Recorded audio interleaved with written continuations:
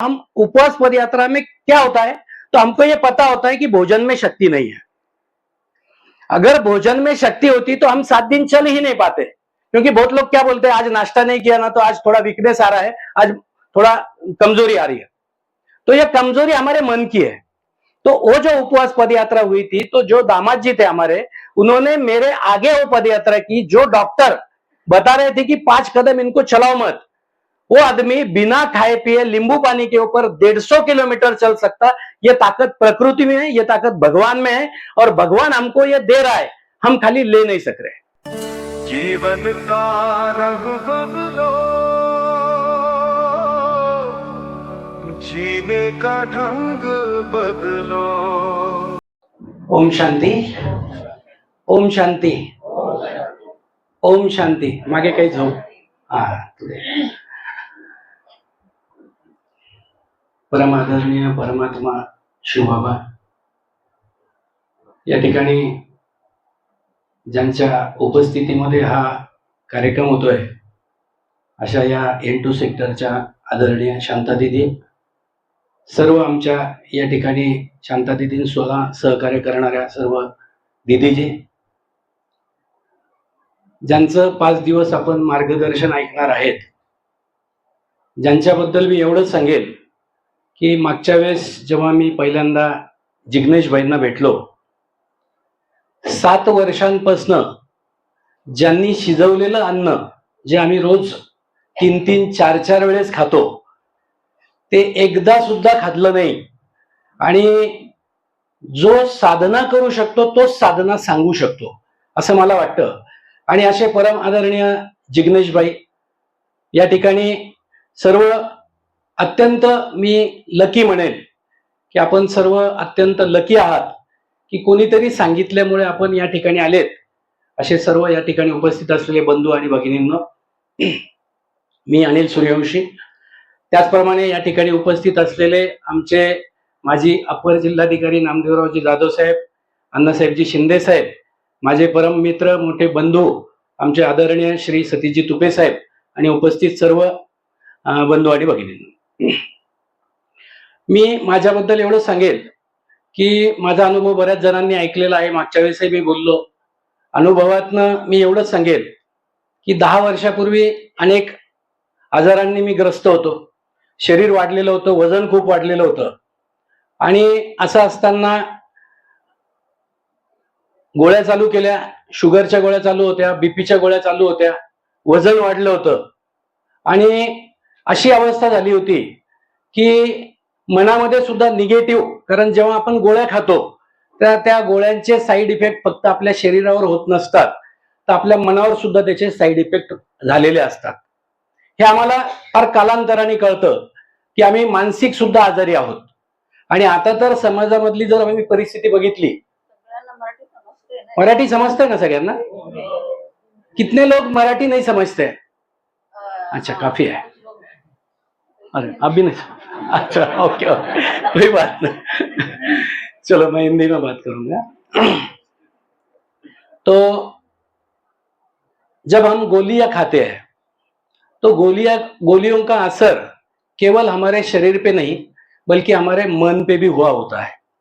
और आजकल जो परिस्थितियां चल रही है, जो हिसाब से हम गोलियां खा रहे हैं और जो समाज में व्यवस्थाएं चल रही है, उस हिसाब से हम तो ऐसा समझते हैं कि कम से कम 95%, 95 प्लस ऑफ द पीपल्स जो अभी मानसिक रोग से गुजर रहे हैं, जिन्हें वो पता भी नहीं है कि हम मानसिक रोग से गुजर रहे हैं। ये फैक्ट है और ये सभी को पता है। ये भले ही कोई माने या ना माने, ये अलग बात है, लेकिन 100% हम मानसिक आजारों से भी, मानसिक डिसीजेस में से हम गुजर रहे हैं। हमें तो समझ में आता है खाली शारीरिक, जब हम शरीर में हमारा डॉक्टर बोलते हैं कि हमारा बीपी हो गया या शुगर हो गया, थायराइड हो गया, ये तो अभी इतने कॉमन हो गए कि इसकी कोई लिमिट ही नहीं है, उसका परसेंटेज बहुत ज्यादा हो गया। हम 10 लोगों में से अगर निकाले तो 6-7 लोग तो हमको इसमें से मिल ही जाते हैं। इतना परसेंटेज अभी ये बीपी, शुगर, थायराइड का बढ़ गया है। बाकी बीमारियों भी बहुत फैली हुई है। और मैं जब मेरे पास में, मैं शुगर की 3 टैबलेट और बीपी की 1 टैबलेट 10 साल पहले खाता था, तब मैं भी ढूंढ रहा था कि कुछ मिले। अब मैं, जबकि एक साइंस का मैं भी स्टूडेंट हूं, तो मुझे डॉक्टर ने यह बता दिया था कि आपको मरते दम तक गोलियां खानी है। मरते दम तक गोली खानी है, ये मुझे भी पता था, क्योंकि मैं भी साइंस जानता था। जबकि मैं बीएससी से ग्रेजुएट हुआ, उसके बाद में मुझे ये पता था कि डॉक्टर जो बोलेंगे वो फाइनल है। ये हमने भी मान लिया है। हम ये समझते हैं डॉक्टर भगवान है, और डॉक्टर जो बोलेगा वो 100% फाइनल है, ऐसा हम समझते हैं। लेकिन बाद में जब प्रकृति साइंस में हम गए तो हमें यह समझ में आया कि डॉक्टर जो बोलते हैं कुछ हद तक सही है। 100% मानकर हम जो गोलियां खाते हैं तो उसी का साइड इफेक्ट है कि हमें बार बार भूख लगना, फिर हमने ज्यादा खाना। क्योंकि जब शुगर किसी को हो जाती है तो डॉक्टर बोलता है कि आपको गोली भी खानी पड़ेगी और खाना भी खाना पड़ेगा। तो आप खाना भी खाते हैं, गोली भी खाते हैं। अगर आपको कोई बोल दे कि खाना मत खाओ या कम खाओ, तो आप बोलते हैं कि गोली कैसा खाएंगे? ये सबका क्वेश्चन है। और आजकल तो मेडिकल इंडस्ट्री का क्या हाल है, मेडिकल इंडस्ट्री में क्या चल रहा है, ये सभी को पता है। मेरा एक अनुभव मैं शॉर्ट में बताऊंगा कि मैंने जब मानस योग साधना तप सेवा सुमिरन की बात यहाँ की गई, जो मेरठ से ये संस्था चलती है, और यहाँ जो अब एनडीएस कर रहे हो, तो इसके जो प्रमुख है चौहान जी, तो चौहान जी भी जो है वो तप सेवा सुमिरन के ही स्टूडेंट थे मेरठ से। और वही तप सेवा सुमिरन से मैं 2016 में मैं तप सेवा सुमिरन के साथ जुड़ा। और उसके बाद में जुड़ने के बाद में कुछ 7 दिन में केवल ऐसे इफेक्ट आए, इतने चेंजेस आए बॉडी में कि मेरी बॉडी रिएक्ट करने लग गई। मुझे गोलियों की कोई जरूरत नहीं लगने लगी। और उसके बाद में मैंने आज तक एक भी टैबलेट, कोई भी शुगर बीपी थायराइड का लिया नहीं। जबकि यहाँ पर अभी हमारे टूपे साहब भी बैठे हुए हैं, वो मेरे करीबी जो है, हम बोल सकते हैं कि एकदम उनको पता है कि मेरी क्या कंडीशन पहले थी और आज क्या कंडीशन है। मैं 2 घंटे भी एम्प्टी स्टमक नहीं रह सकता था। 2 घंटे के आगे अगर मैं एम्प्टी स्टमक रहा तो मेरे हाथ में पेन कांपता था, ऐसा बिल्कुल ऐसा कांपता था, मैं पेन पकड़ नहीं सकता था। ये मेरी हालत थी। और उसके बाद में आज ये कंडीशन है कि आज हम मेरठ में 9 दिन के जो नवरात्रि के उपवास होते हैं, तो हर नवरात्रि में नींबू पानी के ऊपर 9 दिन रहते हैं, जो मैं 10 साल से रहता हूं। 10 साल में जो 19 तो अभी 20वां तो आने वाला है, तो 19 नवरात्र जो हुए, तो आज तक एक भी नवरात्र में मैंने पका हुआ फूड, कुक फूड तो छोड़ो, लेकिन नींबू पानी के ऊपर ही 9 दिन का उपवास किया। उसमें से 3 दिन तक केवल हवा पे, जिसको हम निर्जला बोलते हैं, तो निर्जला उपवास तक मैंने करके देखा। और मैंने ये पाया उसमें कि जो ताकत हमको उपवास से मिलती है, जो ताकत हमको उपवास में मिलती है, तो केवल ताकत नहीं मिलती, तो हमारे मन का भी उसमें परिवर्तन होता है। तो आपके मन में जो डर है, हमको जो वियोग का भय है, या किसी और चीज का जो डे टू डे लाइफ में हम जीते हैं, तो जीते में कैसा है कि हम डर से जीते हैं। मैं भी वैसा ही जीता था पहले। लेकिन धीरे धीरे ये साधना करने के बाद में, उपवास करने के बाद में, तप सेवा सुमिरन से जुड़ने के बाद खुद में तो परिवर्तन हुए, इतने परिवर्तन हुए कि अभी गोलियों की तो कोई जरूरत सवाल ही नहीं। लाइफ एकदम 360 डिग्री में चेंज हो गया। उसके बाद में परिवार में परिवार में हमारी बॉन्डिंग चेंज हो गई आपस की। उसके बाद में मेरे जो आजू बाजू के दोस्त लोग हैं, जो समाज है, जो हम काम करते हैं जो डिपार्टमेंट में, वो हमारे डिपार्टमेंट से कुछ हमारे एम्प्लॉयज है, तो उनमें भी संगठन के माध्यम से हम ये काम कर सक रहे हैं। और उसमें भी अनेक लोगों का जीवन इसमें परिवर्तन हुआ है। हम हर साल एक शिविर का भी, उसमें भी एक 7 दिन का शिविर होता है, तो उसका भी आयोजन करते हैं। हमारे पास में एक 40 लोगों की, जिग्नेश भाई, बहुत अच्छी टीम है।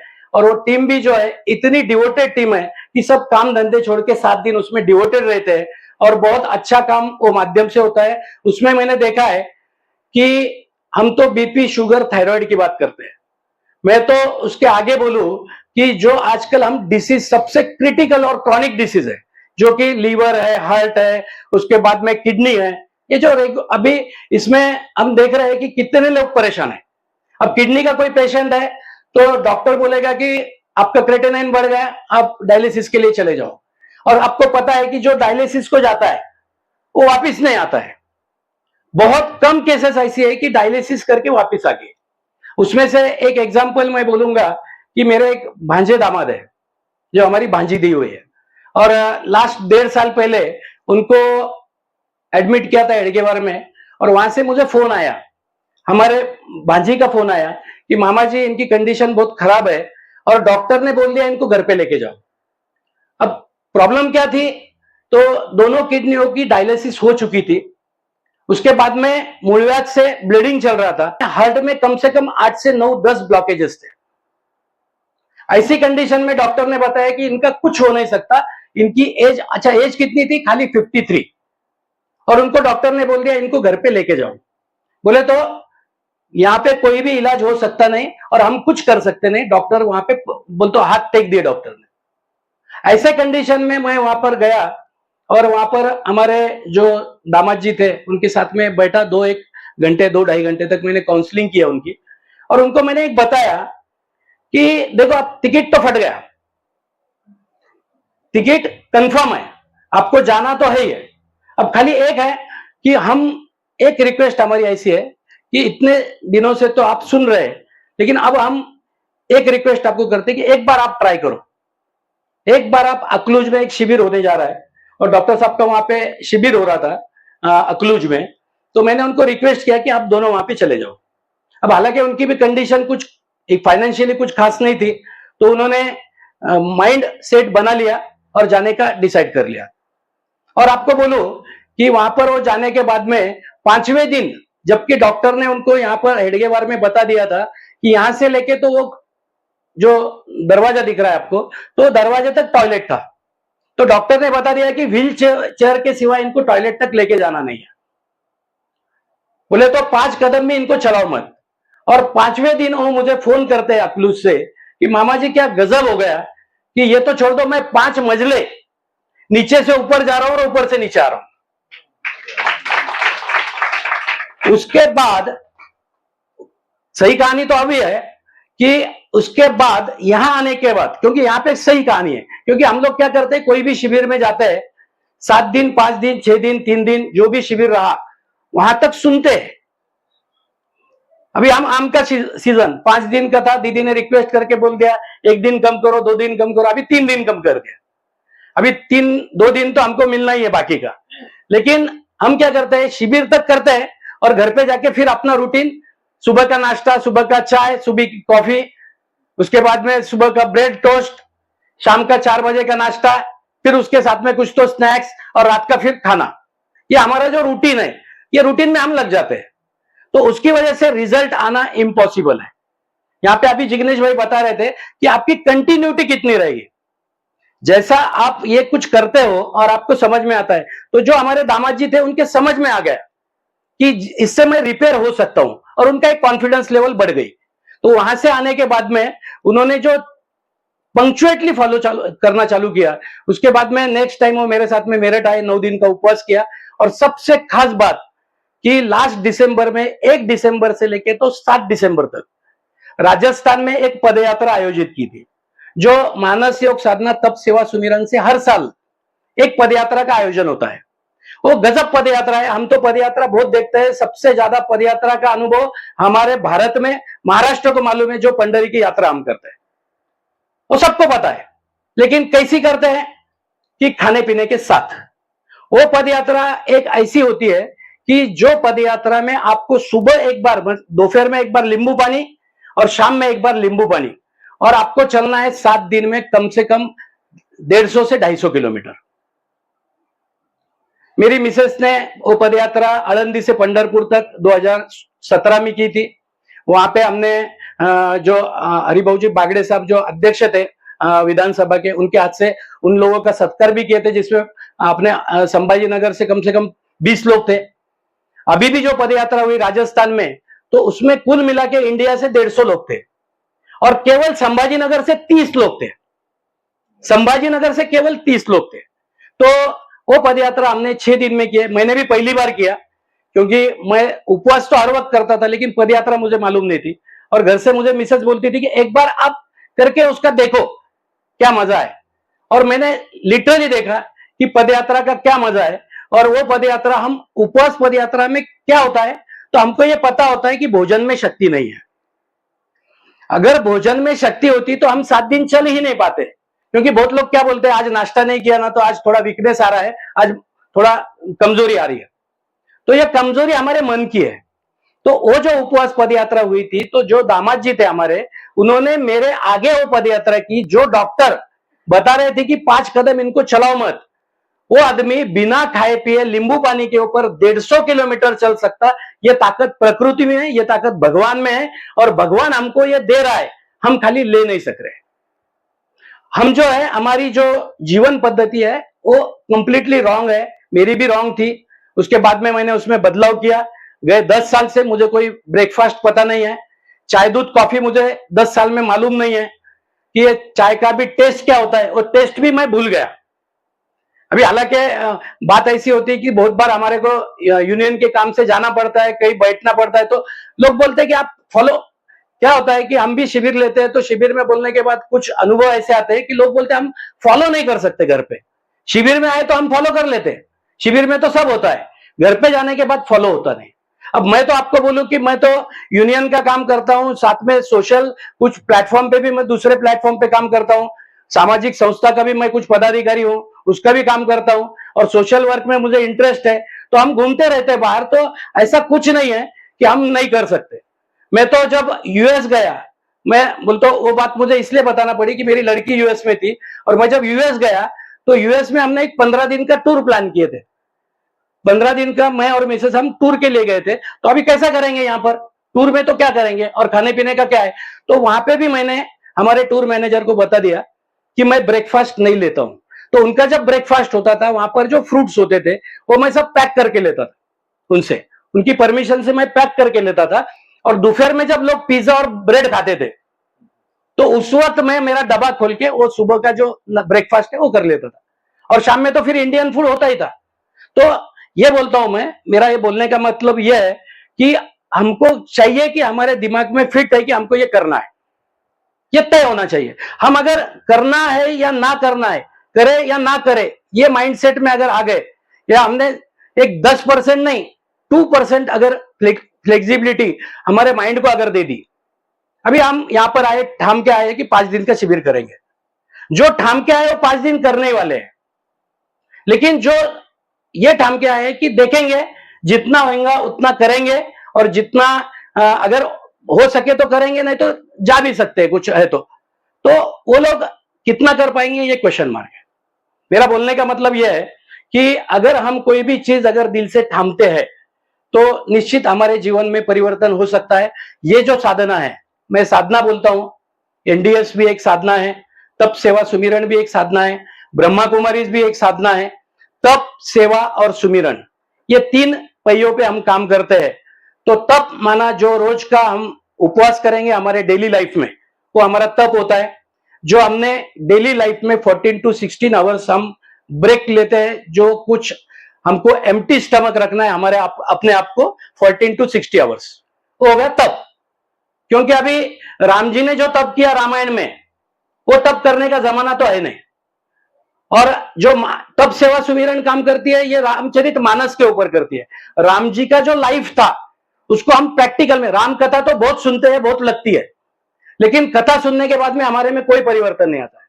लेकिन रामचरित मानस के जो सिद्धांत है, जैसा कि राम जी ने क्या किया है, तो वनवास में जाके उन्होंने तप किया है, उन्होंने त्याग किया है। त्याग माना क्या है, सेवा है। सेवा भी मैं 2 मिनट सेवा पे भी बोलूंगा, क्योंकि तप ये विषय पहले समझना हमको ये है कि तप के ऊपर जैसा राम जी ने किए, तो हमको 14 साल नहीं करना है, केवल 14 घंटे हम दिन में तप निश्चित कर सकते हैं। तो आपको 14 घंटे का एक तप डेली लाइफ में करना है। उसके बाद में कुछ चीजें छोड़ना है, कुछ चीजें जो हम लाइफ में है हमारे, उसका त्याग करना है। सेवा में हम जो भी कुछ कमाते हैं, जो भी हमारे पास है, जो भी भगवान ने हमको दिया है, तो आप बहुत सारे लोग तो बोलते हैं क्या क्या दिया है, तो हवा पानी, ये तो हम सूर्य प्रकाश हम भगवान से ही ले रहे हैं ना, और ये फुकट में ले रहे हैं हम। देखो, अगर जब रोजे चलते हैं तो हमको पता है कि रोजे में जो हथगाड़ी, जिसको बोलते हैं हम गाड़ी लगाने वाला, जो हथगाड़ी लगाते हैं, वो मुसलमान तक उसका दिन में अगर 1000 रुपए उसने कमाया, तो उसमें से 100 रुपए वो बाजू में निकालता है, उसको बोलते हैं जकात, 1/10।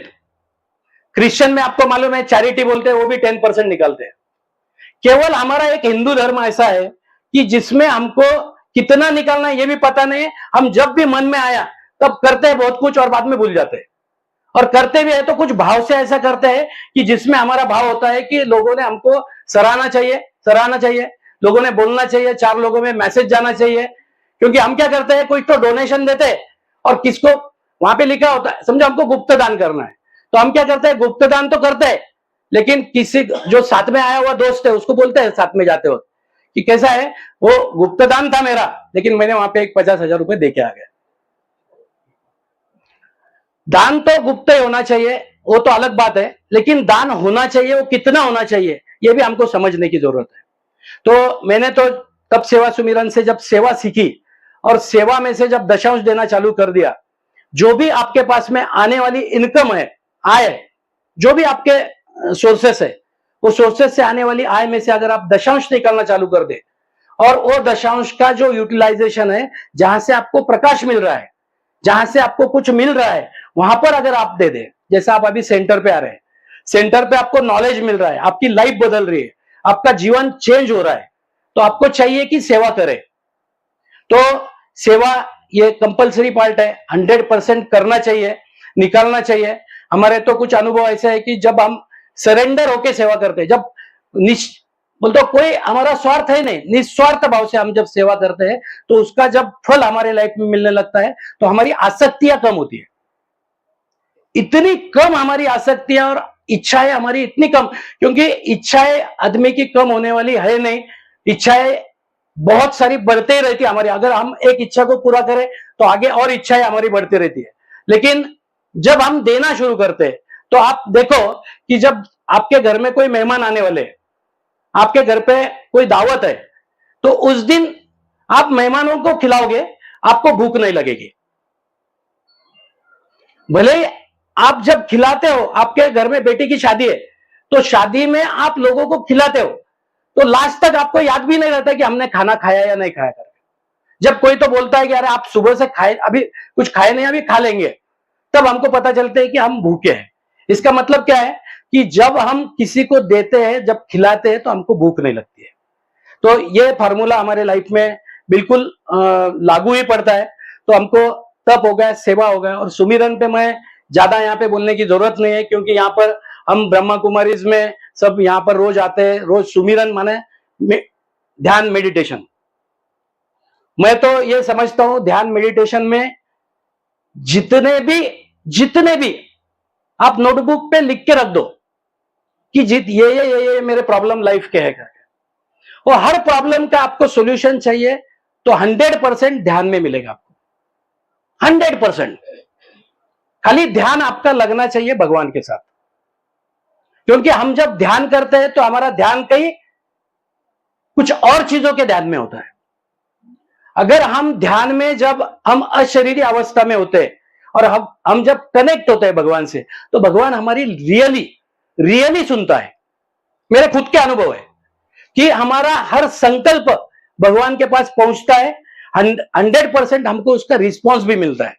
अगर हम सही मायने में ध्यान कर रहे हैं, तो निश्चित रूप से हमारे संकल्पों को सिद्ध करने में परमात्मा हमारी मदद करता है। ये मेरी खुद की भावना है।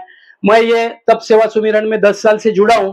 उसके बाद में जिग्नेश भाई से लास्ट टाइम मिला, उनसे भी बहुत कुछ सीखने को यहाँ पर एनडीएस से मुझे मिला, और इतनी अच्छी बातें उनसे सीखने को मिली कि यहाँ पर जो हमारा तप सेवा सुमिरन और इनमें एक ही फर्क है कि उसमें हम एक टाइम खाना खाते हैं, और एनडीएस जो है वो 100% कच्चे पे काम करता है।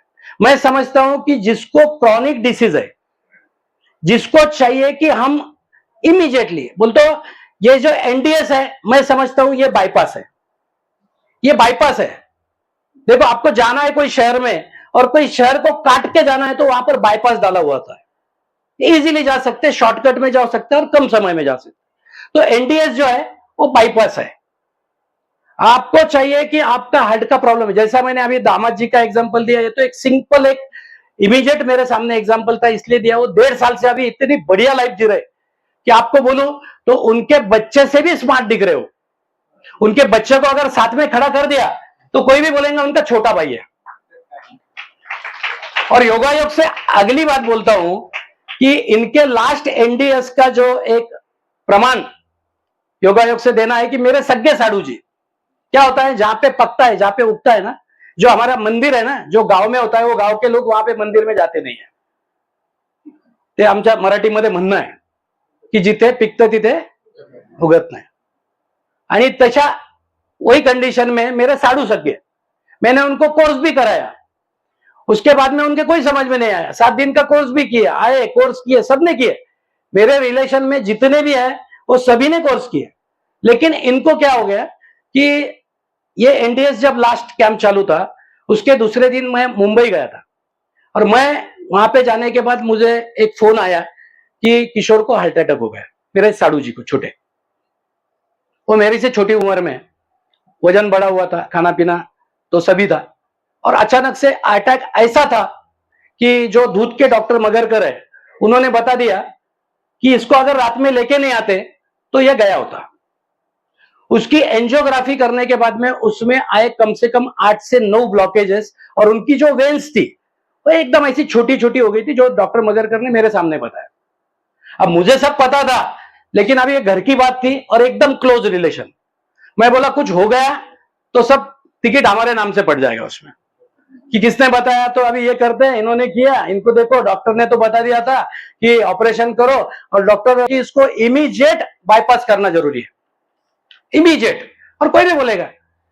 8-9 ब्लॉकेजेस. उसके बाद में उसको लाइफ में पता नहीं था कि मेरी शुगर का लेवल क्या है, लेकिन वहां पर उनकी शुगर निकली 11.4 HbA1c, माना कि 450 के करीब नॉर्मल शुगर. नॉर्मल हमको जो शुगर समझती है उसके मेजर में 450. HbA1c जो स्केल होता है उसका, वो 11.4. अब मैं सामने देख रहा हूं, मुझे भी पता है, लेकिन मैं खामोश था. मैं बोला जो भी आप बोलेंगे उसके लिए मेरा सपोर्ट है, कोई प्रॉब्लम नहीं. अगर बाईपास करना है बिल्कुल कर डालो, वहां पे हम रुकेंगे, जो भी सपोर्ट चाहिए सपोर्ट करेंगे. मैं ये रोल में गया. उसके बाद में उन्होंने कोई डायबिटिशियन से सलाह लिया. डायबिटिशियन ने उनको 36 पॉइंट ऑफ इंसुलिन, देखो 36 पॉइंट्स, और वो इंसुलिन लेना है, खाना है, सुबह 7 बजे से खाना चालू करना है, रात में 10 बजे तक, और उसके साथ में इंसुलिन भी लेना है. 8 दिन तक उन्होंने लिए. अब मैं तो ये रोल में था कि कुछ बोलना नहीं है, लेकिन भगवान की कृपा हो गई. और जब तक भगवान की कृपा नहीं है तब तक आप भी यहां पर नहीं बैठ सकते और नहीं सुन सकते. मेरा यह मानना है कि जो इसमें आध्यात्मिक साइंस है, ये साइंटिफिक स्पिरिचुअलिटी, जो तप सेवा सुमिरन है, वो काम करती है IASS, international association for scientific spiritualism. अंधा अंधा अध्यात्म नहीं, साइंटिफिक. हर चीज का आपको साइंस मिलेगा उसमें. तो अब मुझे पता था कि ये सब क्या चल रहा है, ये इंसुलिन क्या चल रही है, इनका शुगर क्या चल रहा है, लेवल क्या चल रहा है, तो मैं खामोश रहा. लेकिन उनके ऊपर कृपा हो गई, और उन्होंने मुझे एनडीएस के कैंप के तीसरे दिन उन्होंने फोन किए की दादा, ते माझी शुगर तर मला नाही वाटत आता कंट्रोल होईल, कारण एवढं खायला सांगितलं डॉक्टरनी, आणि एवढे 36 पॉइंट आहे की आता डॉक्टर सांगताय मरेपर्यंत खायचंय. बोलतो मरते दम तक मेरे को खाना, इंसुलिन लेना है, ऐसा डॉक्टर ने बोल दिया. और अभी मैं थोड़ा डर गया, तो मुझे एक चाहिए कि आपके पैथी में कुछ हो सकता क्या. ऐसा उन्होंने जब मुझे पूछा, तब मुझे लगा कि इनके ऊपर भगवान की कृपा हो गई. और जिसको बोलते हैं ऊंट आ गया पहाड़ के नीचे. और ऐसा मुझे जब लगा, तब मैंने जिग्नेश भाई जी को फोन किया, और जिग्नेश भाई जी बोला ये घर की केस है, ये थोड़ा आप हैंडल करो और आप इनको थोड़ा बताओ. तो योगायोग से मैं यहां पर लेके आया, और अभी 3 महीने हो गए. 3 महीने हो गए, तो 3 महीने में डेवलपमेंट ऐसी है कि शुरू में 8 ही दिन में उनकी शुगर लेवल जो थी, विदाउट इंसुलिन उनकी शुगर लेवल थी 93 ओनली, 93. उसके बाद जिग्नेश भाई, मैं उनको जलगांव लेके गया. जलगांव में 3 दिन का उपवास शिविर डॉक्टर साहब का चल रहा था, तो वहां पर उनको 3 दिन का उपवास शिविर कराया. और उसके बाद में उनके दिमाग में जो भनक बैठ गई कि उपवास में शक्ति है और हमको उपवास करना है, तो वो जो उपवास में भिड़ गए. और उपवास, तो अभी एक लेटेस्ट बात बताता हूं मैं, कि एक 10-15 दिन पहले मेरी बेटी और दामाद जी आए हुए थे, तो काफी दिनों के बाद आए वो. और वो जो किशोर करके मेरे साडू, उनकी एनिवर्सरी थी, तो सब हम लोग एक साथ खाने के लिए एक साथ घर पे आए. और वहां पे जब मेरे दामाद और बेटी ने उसको देखा, क्योंकि बहुत दिनों के बाद देखा था, तो उसने देखते से दोनों भी इतने शॉक हो गए, अरे किशोर काका, अरे इतना चेंज, इतना यंग हो गए तुम, इतना चेहरा बदल गया। मैं तो हरदम मेरे स्पीच में बोलता हूं कि हमारी बहनों को ब्यूटी पार्लर की जरूरत ही नहीं है। अगर आप एनडीएस करो तो आपका ये खर्चा तो 100% बचना ही बचना है, क्योंकि इसमें सबसे पहले जो रिएक्शन होती है वो पेट के ऊपर होती है। हमारा जो चेहरा है वो रिप्रेजेंट करता है हमारे पेट को। तो हमारा जो पेट है एक बार साफ होने लग गया तो उसका सब रिएक्शन हमारे चेहरे के ऊपर ऑटोमेटिकली आ जाता है। इसलिए बहुत सारे डॉक्टर जो है ना, तो चेहरे को देखने के सिवा कोई ट्रीटमेंट भी देते नहीं है। तो उनको पता होता है चेहरे से कि अंदर क्या चल रहा है करके, और 100% चेहरा चमकता है। बहुत, ये तो बहुत छोटी छोटी बातें हैं, बोलने जैसा बहुत है, लेकिन यहाँ पे समय भी काफी कम है। और दूसरी बात, आगे हमको जिग्नेश भाई से काफी कुछ बातें सुननी है। मेरे भी अनुभव इतने हैं मेरे पास में कि जिसकी कोई लिमिट नहीं है। एक उसमें से एक अनुभव सुनाता हूँ बेटी का। तो मेरी बेटी ये परकिंस जो कंपनी है यहाँ पर, वो परकिंस कंपनी में एचआर ऑफिसर थी, और हम लोग मेरठ गए हुए थे उपवास के लिए दोनों। हम दोनों आने के बाद में बेटी का टेम्परेचर इतना बढ़ा हुआ था कि हाथ लगाए तो एकदम टेम्परेचर, बहुत बुखार आया हुआ था। और घर पे आने के बाद में हम भी परेशान हो गए, इतना बुखार। बेटी बोला तूने बताया नहीं कल। बोली नहीं, ठीक हो जाएगा ऐसा मुझे लगा। एक दिन उतरा नहीं, दूसरे दिन भी बहुत ज्यादा टेम्परेचर। तो दूसरे दिन मुझे ऐसा लगा कि इसका एक बार चेक कर लेते वॉट एवर, क्योंकि मैंने डॉक्टर साहब को फोन किया, हमारे शास्त्री जी को। मैं बोला डॉक्टर साहब ऐसे, वो बोले एक बार चेक कर लो और फिर मुझे बताओ। तो डॉक्टर का नाम नहीं बताऊंगा मैं, लेकिन जिनके पास मैं गया और उनके रिपोर्ट लेने के लिए गया, तो डॉक्टर ने जैसा देखा और जैसा रिएक्शन उन्होंने, बॉडी लैंग्वेज उनकी या चेहरे पे उन्होंने जब बताया, तो मुझे समझ में आ गया कुछ तो गड़बड़ है। तो उन्होंने बोला सुरेंद्र साहब कहाँ है बच्ची? मैं बोला वो तो घर पे है। क्या कमाल कर रहे बोले, तुम क्या कर रहे तुम लोग? वो थोड़ा रेस हो गए मेरे ऊपर, क्योंकि दोस्त थे मेरे, एमडी डॉक्टर है, एमडी मेडिसिन है। वो रेस हो गए और मुझे बोले कि यार उसको लेके आओ इमीडिएटली, उसको आईसीयू में एडमिट करना पड़ेगा, 10 दिन में उसको 10 दिन रखना पड़ेगा आईसीयू में। मैं बोला डॉक्टर साहब वो जॉब में, वो सब बाकी का जान दो, उसको एकदम सीरियस से लेके आ जाओ। तो मैं वहां से निकला। अब मुझे तो पता था, मैंने सुन लिया इधर से। और घर पे जाने के बाद में डॉक्टर साहब को फोन लगाया, मतलब डॉक्टर साहब उसका जो प्लेटलेट्स है वो 32,000 तक आ गया है, तो अभी आप बताओ। वो बोले एक काम करो, बिटिया को फोन दे दो, खत्म। बिटिया को फोन दिया। डॉक्टर साहब ने बोले, वो उनका एक थोड़ा स्टाइल है कि बिटिया रानी शेर, हमारी शेर, क्या करेगी, डॉक्टर का सुनेंगी क्या हमारा सुनेंगी? वो बोले आपका सुनूंगी। तो दो पापा को फोन, और मेरे से उन्होंने लिख के लिया। क्या लिया सर? अमृतारिष्ट, 2 टाइम स्नान, 2 टाइम ध्यान, 2 टाइम इनेमा। उनका तो रूटीन पर्ची में, हर पर्ची में 90% मिल जाएगा आपको। और बस उतना ही लिख के दिया, पपई के पत्तों का जूस, सिंपल। मैंने देना चालू कर दिया। एक दिन बीच में गया, तीसरे दिन फिर चेक किया, और जब रिपोर्ट आई तो रिपोर्ट में प्लेटलेट थी 1,82,000, और उसके नेक्स्ट डे वो जॉब चले गए। अब ऐसे तो छोटे मोटे अनुभव जीवन में बहुत सारे हैं। बच्चों की ये तो शारीरिक हो गया, सब मेंटली लाइफ चेंज हो गई, मेंटली बदलाव हो गए। जीवन में कुछ चाहिए चाहिए जो होता है, चाहिए, हर आदमी को चाहिए, इसलिए परेशान है। और जब हम साधना में आते हैं, जब हम देना शुरू करते हैं, जब तप सेवा सुमिरन हो या कोई भी साधना हो जिसमें हम जुड़ जाते हैं, तो हमारा चाहिए जो है वो खत्म हो जाता है। तो ऑटोमेटिकली सुख समाधान शांति क्या है? जब कुछ चाहिए नहीं तो ऑटोमेटिकली हम सुख समाधान शांति में है ही है। और ऐसा मुझे लगता है, अभी जो मुझे समय दिया गया था वो समय भी हो गया, तो मेरे पास अनुभव तो बहुत सारे हैं, लेकिन मैं यहाँ पर जो कुछ ये समय में मुझसे पॉसिबल थे उतने मैं आपके साथ में शेयर किया।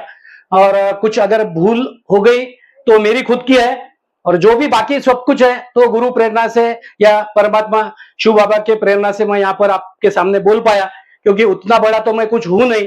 खाली मैं केवल 10 साल से साधना फॉलो कर रहा हूं, इसलिए मैं आपके सामने बोल सक रहा हूं। बाकी मेरी कोई वैसी योग्यता तो है नहीं, लेकिन आप लोगों ने इतना शांति से मुझे सुने।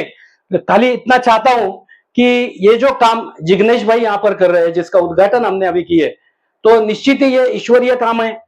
और यहाँ पे हमको चाहिए कि आहार, क्योंकि हम सेवा और सुमिरन शायद ही बोल रहा हूं मैं, सेवा के लिए शायद ही बोल रहा हूं, कि सेवा हम शायद ही कर रहे हैं, लेकिन वो भी बहुत जरूरी अंग है इसमें का।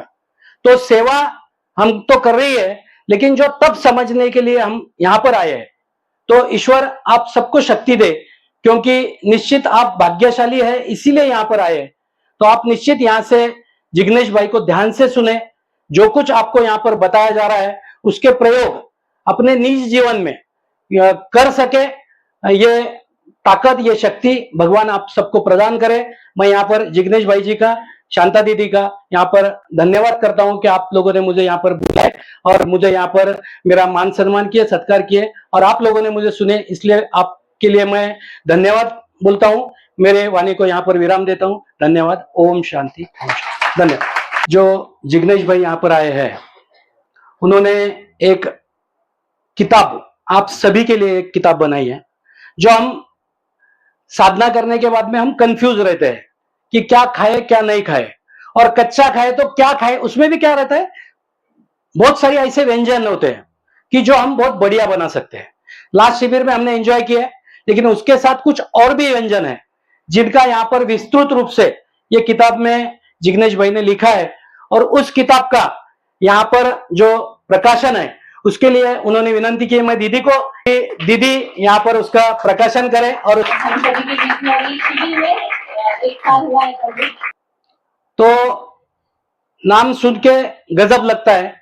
तब सेवा सुमिरन में बोला जाता है कि food is not source of energy, और यहां पर बोला गया है पावर ऑफ फूड। भले ही कॉन्ट्राडिक्टरी है, लेकिन उसमें, क्योंकि क्या होता था, मैं भी जब ये काम करने शुरू किया और जब मैं करने लग गया, तो हमारे एक अंकल है, तो मुझे बोलने लग गए, वो एस.एन. पाटिल जो है ना, वो कुछ भी बोलते हैं कि खाने की जरूरत नहीं है, और वो पाला पाचोळा, हमारे मराठी में उसको बोलते हैं पाला पाचोळा। अरे ते पाला पाचोळा खाऊन कुठे काय दिवस निघणार आहेत का म्हटले. आणि जाधव साहेब, ते उत्तमसिंग पवार साहेबांचे जे मित्र, आमचे काका रंगनाथराव जाधव, तुम्ही ओळखता, ते मला सारखं दिवसाचे या साधना शुरू केल्यावर, और वो बोलते थे इसमें थोड़ी काम होने वाला है। वो बोलते कि फूड की जरूरत ही नहीं है। लेकिन यहां पर मैं ये समझता हूं कि जो मुझे अभी 10 साल के बाद समझ में आया कि फूड निश्चित पावरफुल है अगर उसको हमने सही मात्रा में सही इस्तेमाल किया। तो वो बात यहां पर कैसे हम फूड को अच्छी तरीके से हमारे लाइफ में यूज कर सकते हैं, उसका बहुत अच्छा, क्योंकि अभी नीचे आते वक्त भाई जी ने मुझे वो बुक बताया था कि इसका आज प्रकाशन आपको करना है, और वो बुक उन्होंने बताया, तो मैंने थोड़ा सा उसको ओवरलुक किया था। तो बहुत बढ़िया चीजें, ऐसी ऐसी चीजें वो बुक में दी हुई है कि मुझे ऐसा नहीं लगता कि उसके बाद में हमको कुक फूड की कोई जरूरत भी पड़े करके। तो निश्चित रूप से ये बुक के लिए भी हमारी सबकी शुभेच्छा। धन्यवाद। ओम शांति। Thank you.